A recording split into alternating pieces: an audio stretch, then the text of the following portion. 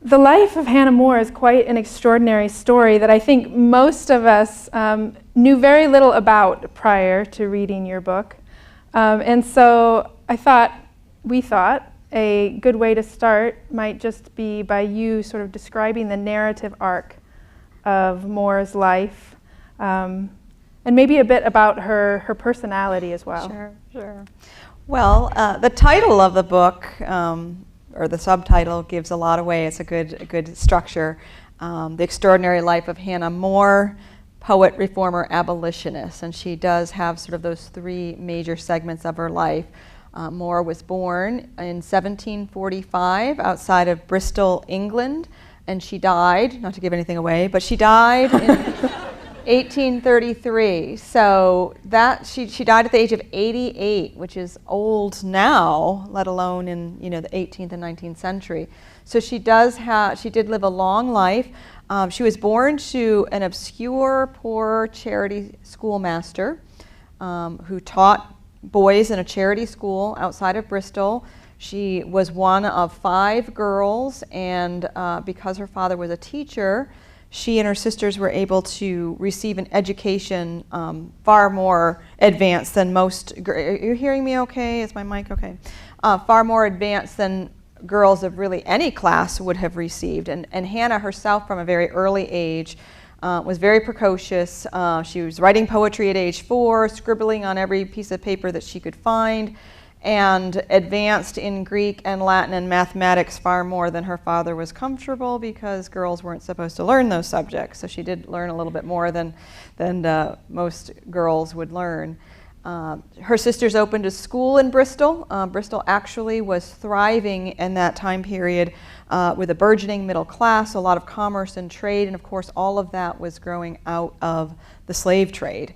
And so the very things that provided More with an opportunity, her education, her ability to become a teacher and to be introduced to powerful people in the city of Bristol, was because of slavery, which of course she would grow up and campaign against. She turned her writing skill to writing verses and plays, and she attracted a lot of attention from some of the powerful men in the city of Bristol who would read her verses and her letters and speeches and so forth. And one of them ended up sending one of her plays to London to the famous stage manager David Garrick. And after a broken engagement, that was a very heartbreaking time in her life, Hannah actually followed her manuscript to London, where she and it received immediate success, and she had a number of years that she spent winters in London running around with luminaries like David Garrick and Dr. Samuel Johnson, who by then was an aged widower, and she flirted with him quite a bit, but never did end up marrying him or anyone else.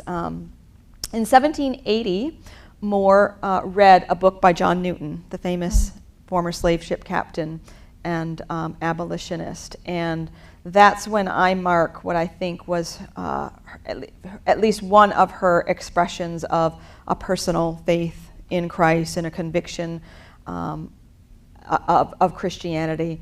And so she slowly backed away from London life, from fashionable life, retreated to the countryside, where she met Newton, eventually met William Wilberforce, and became part of a group of evangelicals within the Anglican Church called the Clapham sect.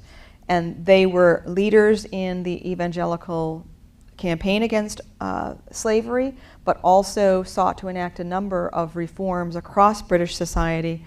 And so More was involved in a number of things along with fighting slavery, including opening Sunday schools in the Somerset countryside where she lived, where she taught the poor to read, in writing against many of the ideas circulating in favor of the French Revolution. She was a conservative in the vein of Edmund Burke, and actually supporting Wilberforce in his campaign against animal cruelty. These evangelicals basically they saw that reform was needed in all areas of society, and that one area affected the other. And she spent decades working on all of these causes, continued writing, and wrote works that fill now about 10 volumes in print, letters that fill volumes, And by the time she died, her home in outside of Bristol had become sort of a Protestant shrine where people from across England and America came to receive her counsel and sometimes her money. She had become wealthy. She was one of the first women to become wealthy from her writing, and she donated to many, many causes, not just abolition, but to colleges and missionary societies. And as I said, died at age 88 as one of the most celebrated women in England. That's the snapshot of her life. So after that snapshot, it's quite extraordinary, isn't it, that so many of us had never heard of her before. At dinner, I was sort of remarking that I'm of course, a historian, 17th, 18th century Britain, and historians often tend to think about the past in these distinct periods. But when you study a human life, you realize these lives, the narrative arcs, cross these large periods that so often, in order to make things manageable in understanding the past, right, we try to divide them up. And Hannah's life spans what historians and lit scholars refer to as the long 18th century and into the Victorian period. So I was wondering if you could talk to us a little bit more about sort of the progress, but also all the sort of epistemic and social political crises that are a larger part of her world. Yeah, the setting of her whole life is so fascinating, and I also think it helps to explain how she was so influential during her lifetime, and then also why she ended up being forgotten. So yes, her life spans the long 18th century, and she's often referred to by scholars as the first Victorian. And that helps us to understand how the sensibilities and the ethic and the aesthetics of the age that she was born into shifted so dramatically by the time she died. So she actually embodies in her long life so many of the changes and things that were going on in that period. I mentioned that she was born to a poor, obscure schoolmaster. Well, I see her as an example of one of the first socially mobile people. Because she was born lower class. Teachers were, especially charity school teachers, were not in the upper classes. Her father was a laborer essentially, and she died a wealthy woman. So she reflected the growing middle class that, as I said, was also fueled by the slave trade. She was the first Victorian in the sense that when she was born in the middle of the 18th century, people really did not question the status that they were born into, social, gender, otherwise. That no one was really thinking about helping the poor or improving the lot of the poor, let alone teaching them to read or opening schools for them, because people just viewed, there was the upper class, there was the lower class, and essentially, I'm simplifying things a little bit, and it was seen as God's will to be that you were born in a certain class. And we know that first the Protestant Reformation, and then eventually the evangelical movement that began in England in the 18th century radically shifted that idea and brought about the very notion of progress, social progress, personal progress, because of the emphasis on the individual, on individual faith, individual salvation, and then therefore individual importance and significance, and the opportunity for the individual to change, and more embodied those kinds of changes that an individual could achieve, and also help to advance them.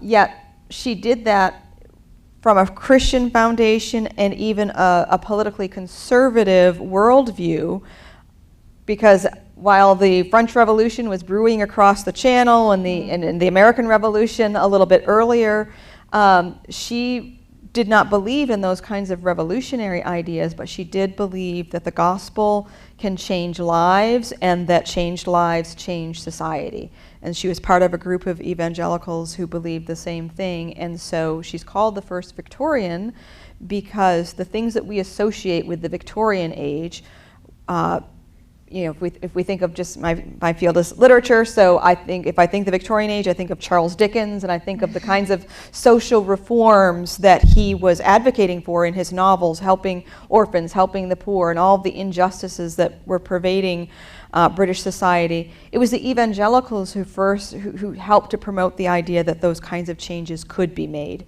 So the things that the Victorian age took for granted in terms of bringing about wide-scale social reform were the byproducts of the evangelicals, including Hannah More. So early in her life, she has this period in which she's in London, right, is friends with Dr. Johnson, which I would love to be sort of the proverbial fly on the wall for those conversations. And she's quite somewhat reservedly enthralled with London stage. But then she has this period of transition where she moves to what I would describe the depths of the Somerset countryside, which is where I incidentally did a lot of my doctoral research. Beautiful rolling green hills, lots of sheep running everywhere, tea shops with cream tea and these lovely little 15th, 16th century country pubs. You can go for walking through fields.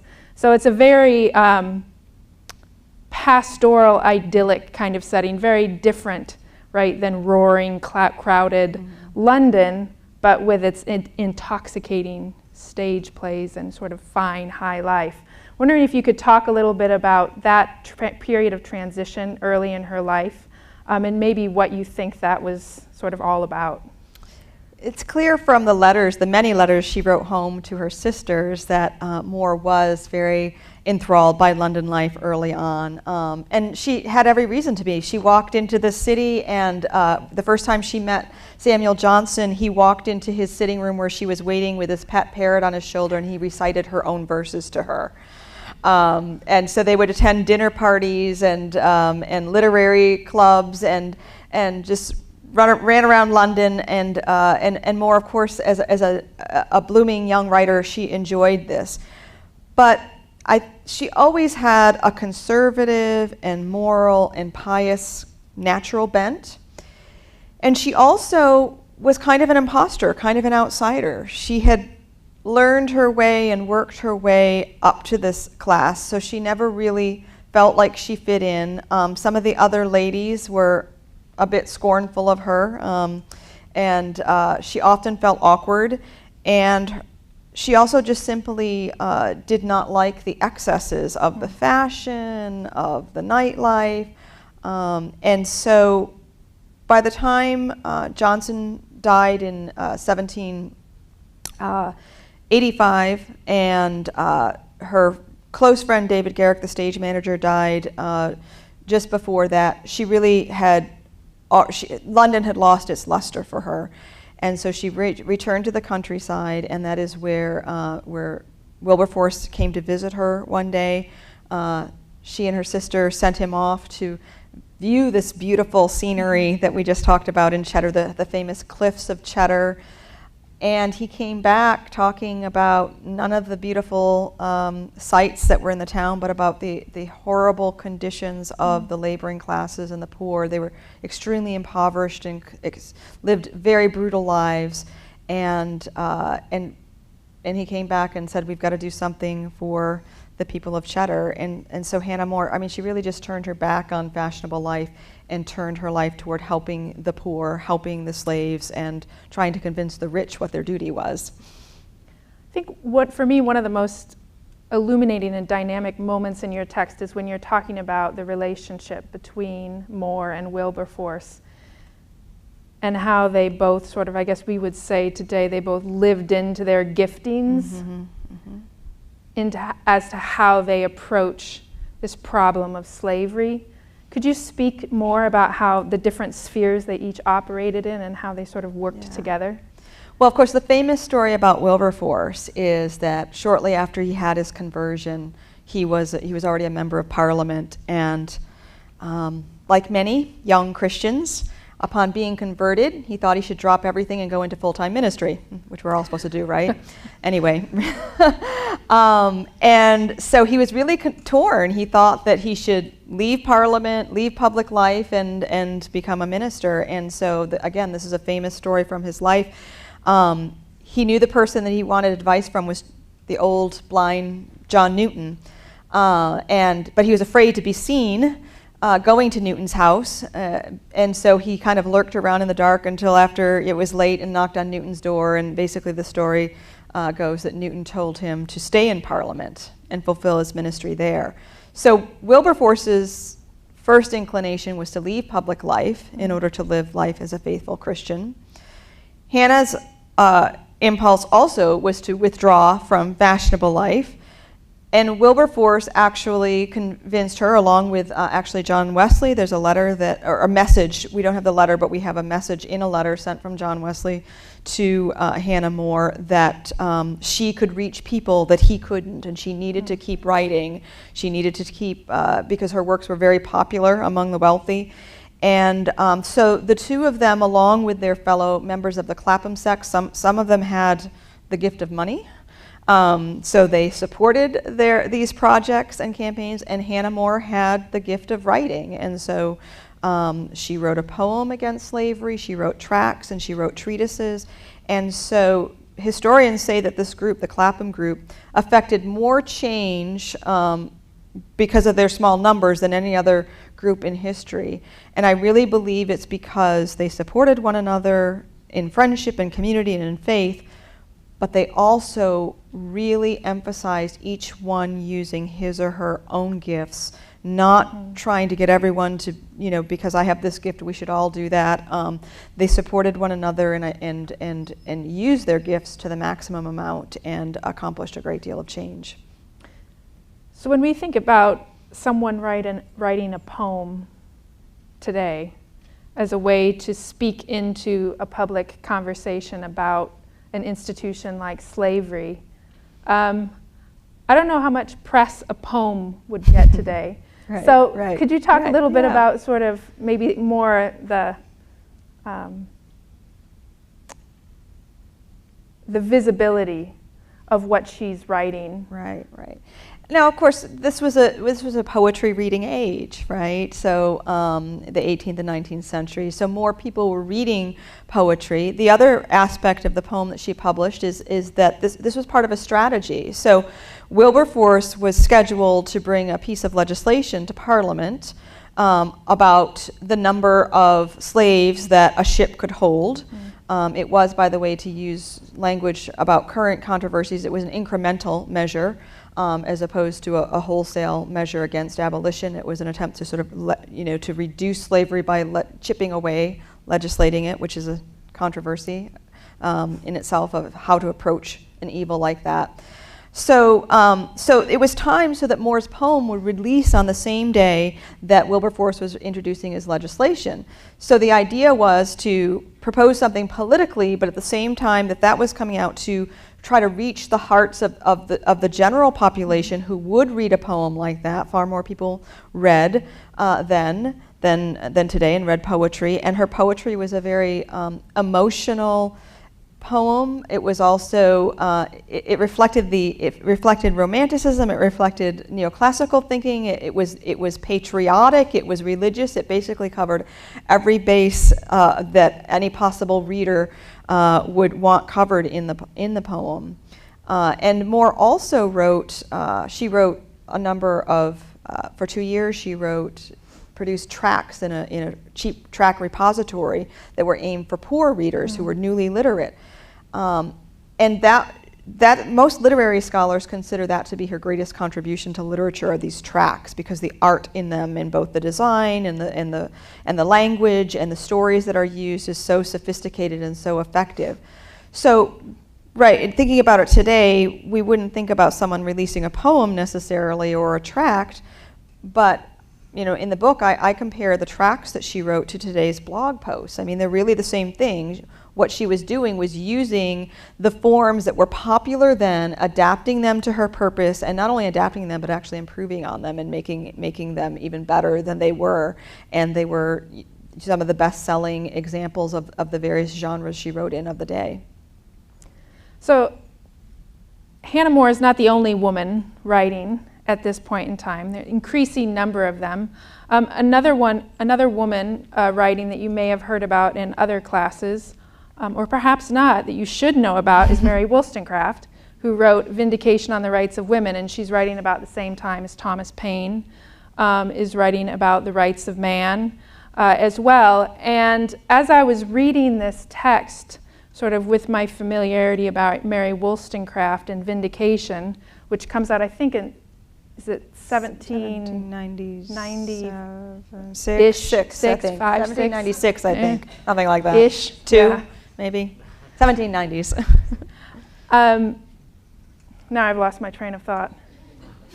See, dates always do this to me. It's amazing that I'm a historian. But yeah, I'm an English professor. I have an excuse. So she's writing, right, Vindication on the Rights of Women. And as I'm reading this text on Hannah More, I'm thinking, gosh, I think Hannah and Mary would have really good conversation over tea together. I think they have a lot in common, similar ideas on access to education for women, right? This kind of common understanding that women also have the capacity to reason and understand and to live virtuously, right? Made in the image of God.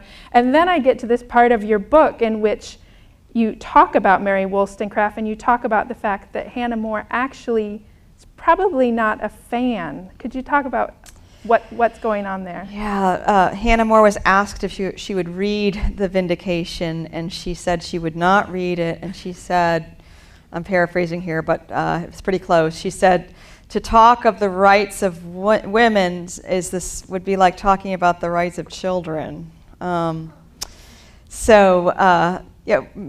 was a conservative. She was not a revolutionary. She was a reformer. But interestingly enough, if you read what More wrote about female education, she wrote a great deal. One of her longest books is Strictures on the Modern System of Female Education, where she very much decried the kind of frivolous, fluffy subjects that formed a so-called women's education at the time, and she wanted women to read works of philosophy and religion and theology, and to not just learn what were called the ornamental arts. But again, I think there's something instructive about More's reaction to Wollstonecraft, because Wollstonecraft was a known revolutionary. She was a known radical. She was married to the anarchist William Godwin. And so there are these political categories that we all, are subject to and fall victim to in terms of our thinking. And so in her mind, because their foundations were so different, she couldn't conceive of any possible commonalities in their thinking. But when you read those two works side by side today, you see how similar that they are, and I think that they would have had a lot to talk about. And that example is More is as wide of circles she moved in, and as progressive as she was in some ways.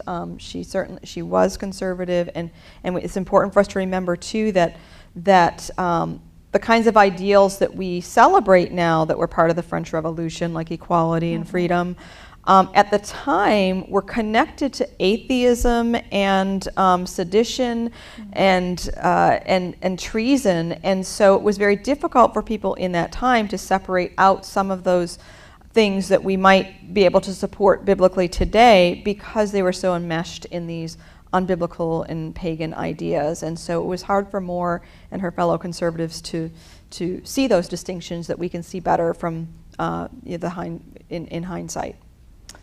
Yeah, so it does seem throughout history that the French do have a lot to answer for.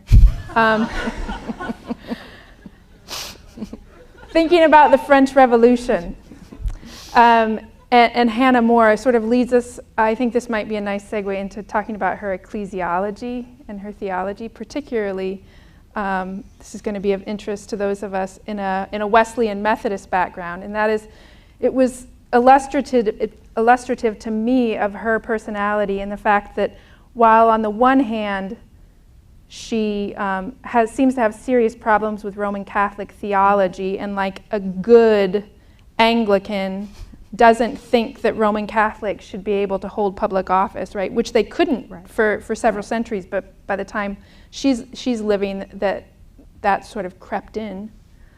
at the same time that during the French Revolution, there are French priests that have to flee from revolutionary France, and she houses some of them. Mm-hmm. So how do we reconcile these two aspects of her life, and how does that better help us understand her view of the church? Okay, there's a lot in there. Yeah, it's interesting. I mean, so clearly she did not believe in granting certain civil rights to the French clergy, or to the Catholics. But that doesn't mean that she didn't love the French Catholics and the clergy and want to help them. And so in one respect, political rights and legislation were not necessarily the same thing as supporting and helping those who were being persecuted and who were in need of help. In terms of her ecclesiology, she was born in the Church of England. She remained a staunch and devout member of the Church of England her whole life, but she was an evangelical, and so evangelicalism, as we know, was a movement. Wesley began in the Church of England, and then unwillingly departed from it, and so so even though he was separated from the Church of England and rejected by the church, his influence still greatly influenced the Church of England, and so people like More stayed within the church. Yet she did move in other circles. When she stayed in Bath, she would sneak off to the services of at a local Congregationalist church. So she had people who were friends and ministers and so forth that she supported and learned from. She was not. She said in a few different times, in a few different ways, that she hated doctrinal strife. She hated division.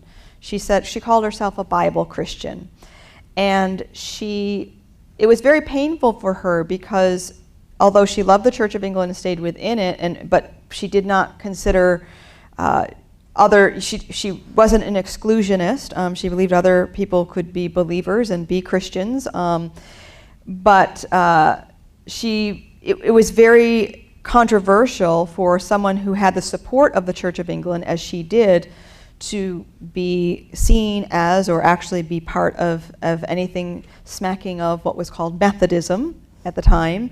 And so one of the most painful experiences in her life, in her adult life besides her broken engagement, was that in one of her schools, she established 11 or 12 schools throughout Somerset and oversaw them. One of the teachers in the schools, because people, let me back up a little bit, opening a school where the poor were taught to read was considered revolutionary. And so many people, the landowners and the farmers and so forth, were opposed to this. So they would look for any opportunity to shut it down because it had the support of the Church of England. And so one of the teachers was caught praying extemporaneously at the school. And so she was accused of Methodism, and so therefore More was accused of supporting Methodism. And that unleashed a controversy that produced so many publications that it fills a book this thick that's in the archives at the University of Bristol.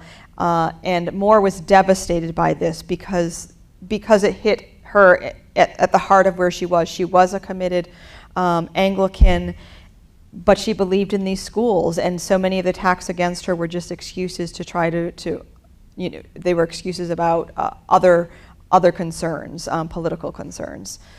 So she bridged a lot of gaps, I think, doctrinally and in terms of the life of the church at the time.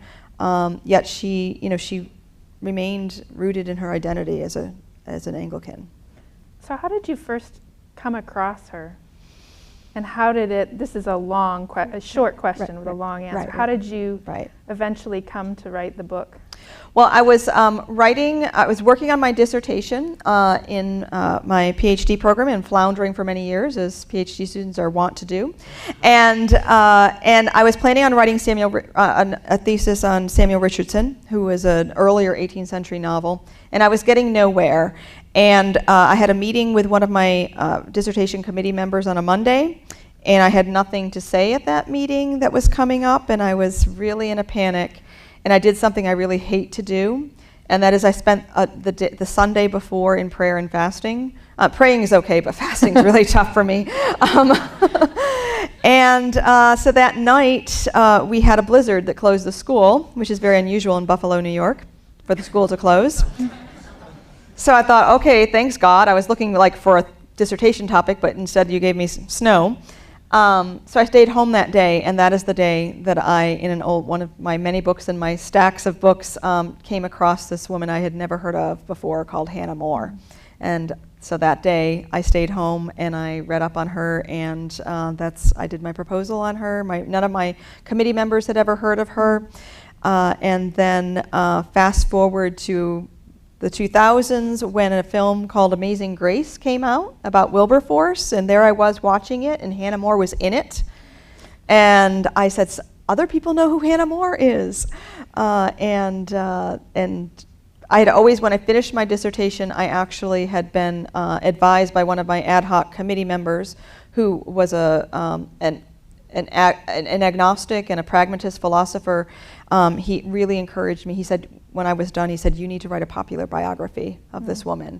And so I always had that in the back of my mind, but I just had to simply wait for the Lord's timing and for someone else to, when Amazing Grace came out, then there was an audience, that would be, so people knew who she was, and so therefore I could actually get a book published on her. So it was all in God's timing. So we have a couple classes in the Honors College, in particular that historically span 1600, sort of 20th century. If we were to add some of More's works to our curriculum, what suggestions would you have? Well, I would start with her poem, Slavery. It actually is being included in some anthologies of romantic literature, actually. I taught a course in romanticism a few years ago, and it was in the anthology. It's also is being rediscovered as sort of a minor woman writer with more and more interest in scholarship on minor women writers. So the poem Slavery would be an excellent thing to include just in terms of literary history. I would say the works of hers that remain the most readable today are her devotional works. They're very powerful. There's one, for example, The Spirit of Prayer, which it's a book-length work, and one of the things she does is just take the Lord's Prayer phrase by phrase and meditate on it and expand it, and it's beautiful. It's one of my favorite works of hers. I'm mainly, even though I wrote my dissertation on her single novel that she wrote, because the novel is my area, it's pretty much unreadable today, so wouldn't necessarily recommend that unless you have an interest in that kind of obscure material. But her tracts they really are brilliant.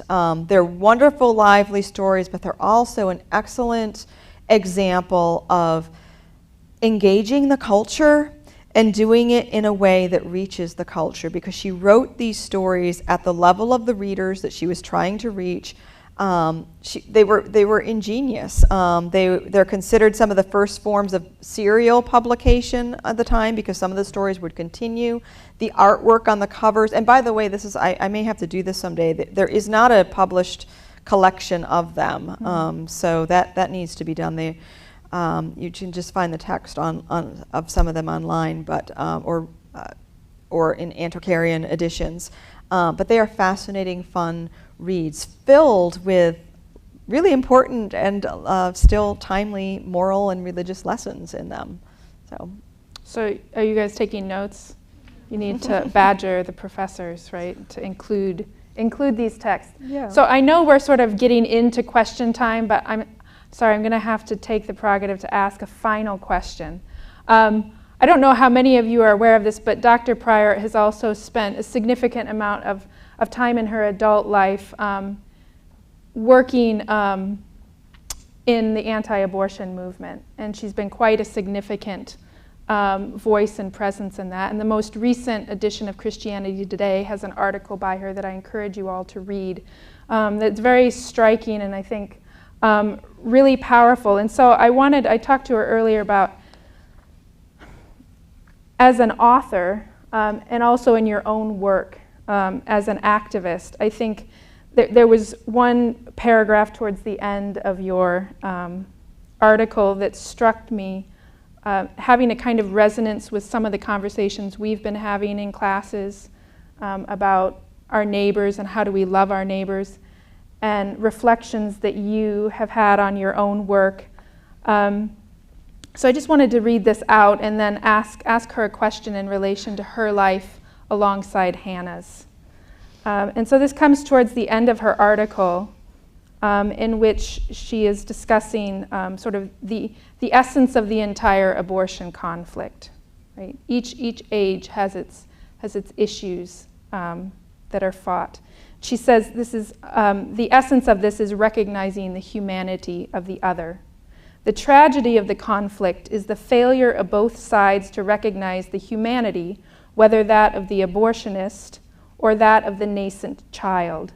The years I have spent mourning deaths of the unborn had not provided me a moral, spiritual, or linguistic framework for mourning the death of a man, also a human being, created by God, responsible for some of those deaths. And she's referring to one of the abortion providers being killed in his own home, and she's reflecting on that in her own work. And I realize this puts kind of a somber turn on the end of our conversation, but I wondered if you could talk a little bit about how you see your own work in advocacy resonating with Hannah's life, and maybe lessons or commonalities that you have learned from this voice from the past.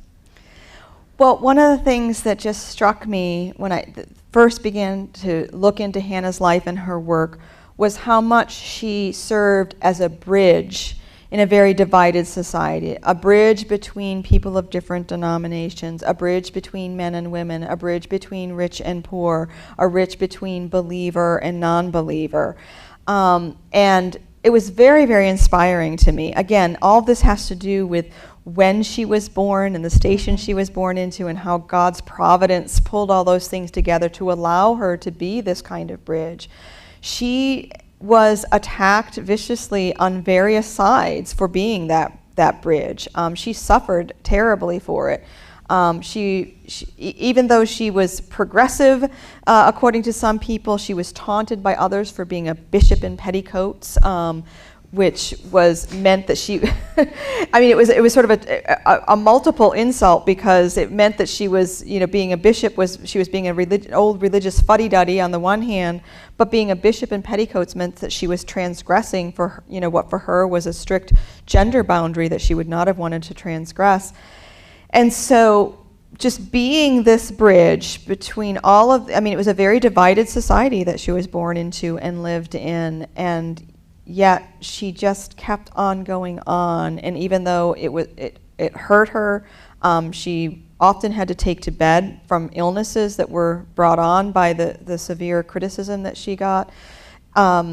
She's just such an example to me, and a kindred spirit, in the sense that as passionate as I am about a lot of issues, especially abortion, I've just always wanted to see the humanity in both sides and bring both sides together, and sort of move past the rigid categories that we put ourselves in that blind us to the possibilities of actually finding common ground or advancing the argument beyond the current stalemate. And so it was just one of God's greatest gifts in my life for him to reveal this person hidden in history to me, and to allow me to see a kindred spirit, and then to just be able to share her with the rest of the world. It's really been exciting and a blessing. Thank you. And conversing with you has been a blessing for me, and I'm sure a blessing for many there tonight. Will you join me in thanking Dr. Pryor?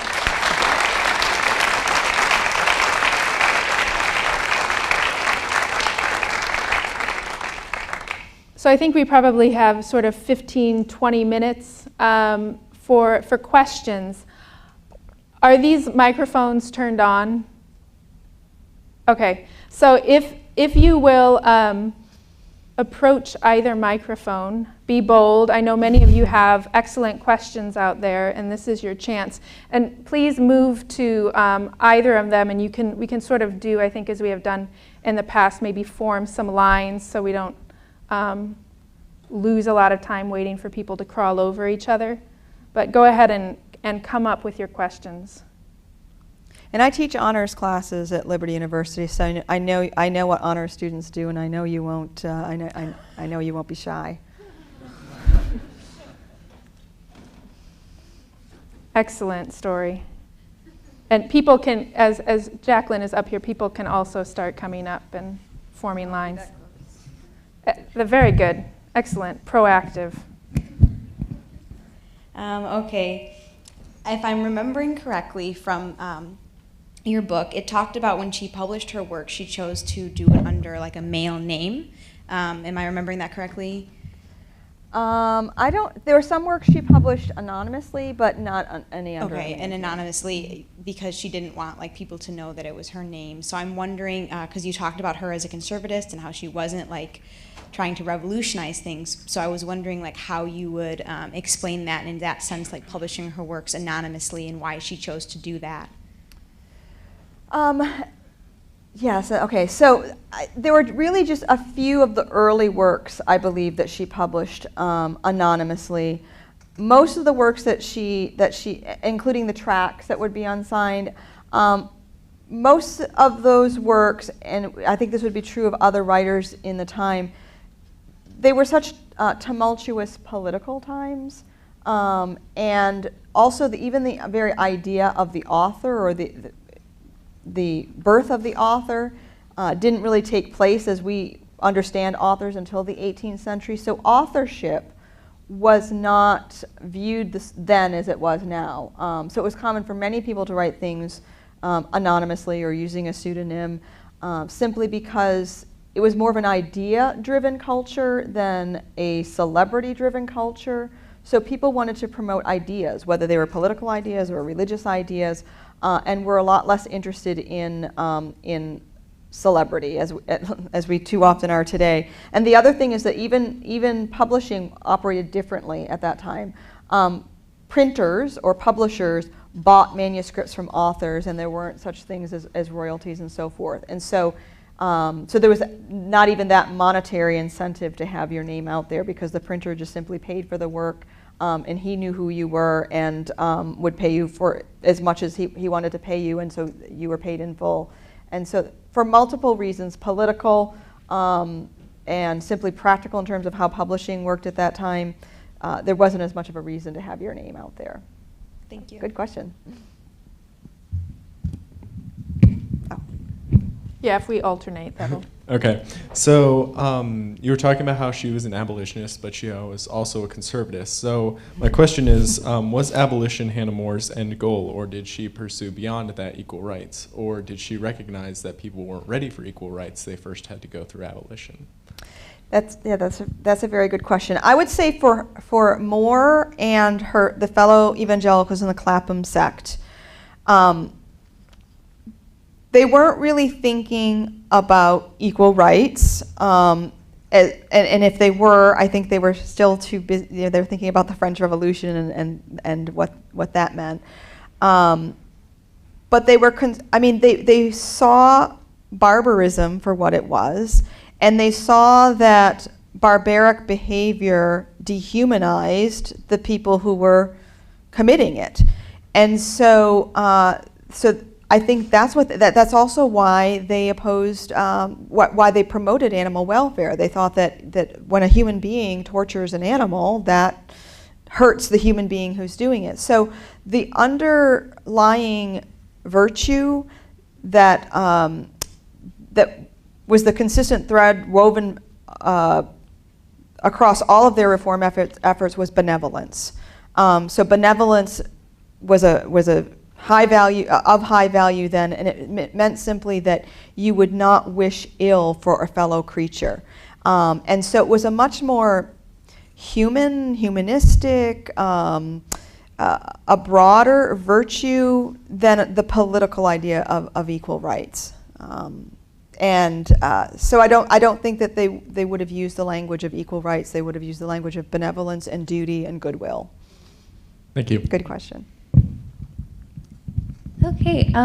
In your book, you talk about how Hannah More was one of the few people in her society who had perspective on the slave trade as a whole, and what it was and what it did to people. So my question was, how do you think that how did she develop that perceptiveness? And is there ways, like in our own lives in today's society, that we can develop that kind of perceptiveness for the issues that we face today? Yeah, I mean, I think I said that of the entire abolitionist movement, and of which Hannah More was a part. And there actually isn't a record of how she developed that sensibility. For example, we have a record of Wilberforce opposing slavery when he was about 12 or 14. In Hannah More's case, the earliest we know of her abolitionist beliefs come in around 1776, when she was friends with the Middleton family. And Charles Middleton was a former sea captain who had actually witnessed slavery out, when he was out on the seas and in the islands. And that's another thing that's important for us to remember, is that in England, I can't say anything about America, and I don't know anything about that. I can't even begin to explain that. But in England, slavery was not really on the island. So most English citizens, British citizens, did not see slavery. It took place on the islands, and the slaves just came to port and were shipped somewhere else. And so these eyewitnesses were extremely important. So I would attribute her ability to see slavery, based on the scant information we have about when those sentiments began, to her friendship with a family that were essentially like surrogate parents to her. And then that continued. The friendships that she had among other members of the Clapham sect were really influential. And that's one of the people that we surround ourselves with influence us more than anything. And I think that's what happened to her. I think she was around people who saw what it was, and they cultivated in one another a sensitivity toward the things that they hadn't seen, but they believed that the people that they loved had seen, and they believed their testimony, and they were moved by that testimony. Thank you. Thank you.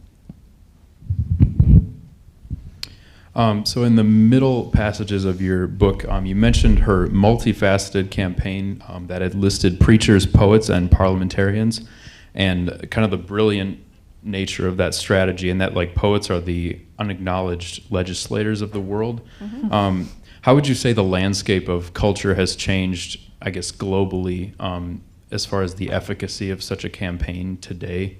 What would be the medium through which that would be accomplished versus how it was done then? Right.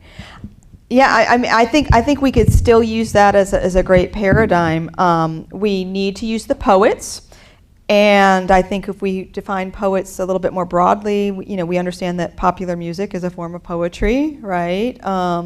We would use all of the arts, like film, and there are other things I don't even know that are out there, like games or whatever. I don't know what those are, but things I probably don't. Other mediums, and we certainly need the preachers to be preaching on the issues that face our day, and the politicians. I don't think that's, our picture of what the poets, priests, and politicians are might have changed a little bit, but they are still the ones. That you quoted that line from Percy Bysshe Shelley, who ironically would have been Mary Wollstonecraft's son-in-law if she had survived. But poets, that is still true. If we just understand poetry a little bit differently, poets are the unacknowledged legislators. Our values, the things that we love, the visions we have for the good life, begin in our aesthetic experience, which is what poetry stands for there. Good question. Hannah More seemed to have the ability to not view people as just the other. Instead, she was, as Dr. Tolan said, a bridge between conflicting interests. So how can we, as Christians living in a culture that is in conflict, yet at the same time still very tolerant of different beliefs, follow Moore's example and being a bridge to the lost, hurting, and those without a voice? Well, one of the things I didn't quite get to, it was in one of your questions, I think, was about her personality. Yeah.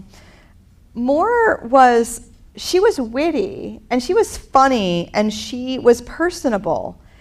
And I think personability covers a multitude of sins. You know, we can have strong convictions, and we can, you know, be uncompromising in our beliefs of right and wrong and championing good over evil. But we can be witty, and we can be fun, and we can be personable. Those two things do not contradict. Well, I think I said more than two things, but however many things that those were I just said do not contradict one another. One of the things that Hannah More said after meeting Wilberforce, she said she said she loved this young man, that he has so much wit. I'm going to mangle it, but something about him having so much wit, you'd think he wasn't pious or something like he had no piety, which is witty of her to say. So we tend to see those things as contradictory, but I think that's what was so winsome about Moore, and she cultivated rich and varied friendships and with various kinds of people, and that benefits not only the people we befriend, but ultimately it benefits us. It enriches our lives, and I think helps us to. I mean, there's no reason that our convictions would be lessened by being friendly and agreeable to people and cultivating diverse friendships and relationships. That should really only strengthen our convictions, I would think. Thank you. Seems like if she had a Facebook page, her feed would have just been blowing up in completely diametrically opposed directions sometimes. And like, she has such fabulous hair. She would have had a great Instagram account. At one point, you talk about the friendship between Hannah and Horace Walpole, and you quote one of the most influential quotes for me personally, in that Walpole said, "This world is a comedy to those who think, a tragedy to those who believe, or those who feel." Mm-hmm. And you talk about how Walpole and Hannah's life reflected that dichotomy of joys and pains.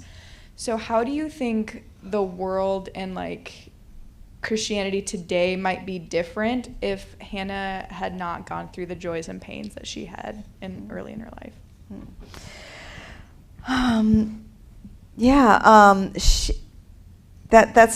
That is a good. I don't think that she. Well, first of all, the first significant pain that she went through, the broken engagement. If she had married, there's no way she would have done what she accomplished. I mean, married women just simply, because usually they had children, and then they were, even if they didn't have children, they were, lived in the private sphere. Nothing that she did would have happened beyond the few plays and poems she wrote as a teenager, and so that's clearly I think God's providence in her life. He had a different plan, and it's the way that she responded to that. She, as devastating as it was, and it was humiliating too, and actually the annuity that was settled on her by her former fiance, which was customary at the time. Her family arranged that on her behalf. She would not, without her knowing. And that's what gave her the financial freedom to go to London and pursue her literary fame.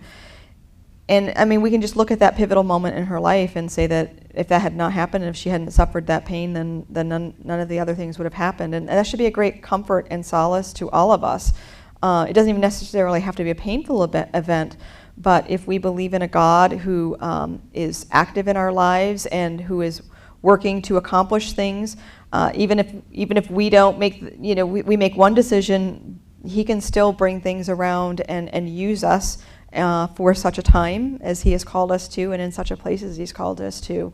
And so, I don't know, I think that's really exciting and inspiring. Thanks. Any final questions? Well, I think Dr. Pryor, if I could be so bold as to say she is probably willing to stay here for a little bit longer afterwards if you have questions for her that you'd rather ask one-on-one. But I wanted to thank you all for coming out this evening, for your excellent questions and your attentive listening. And let's once again thank our guest. Thank you.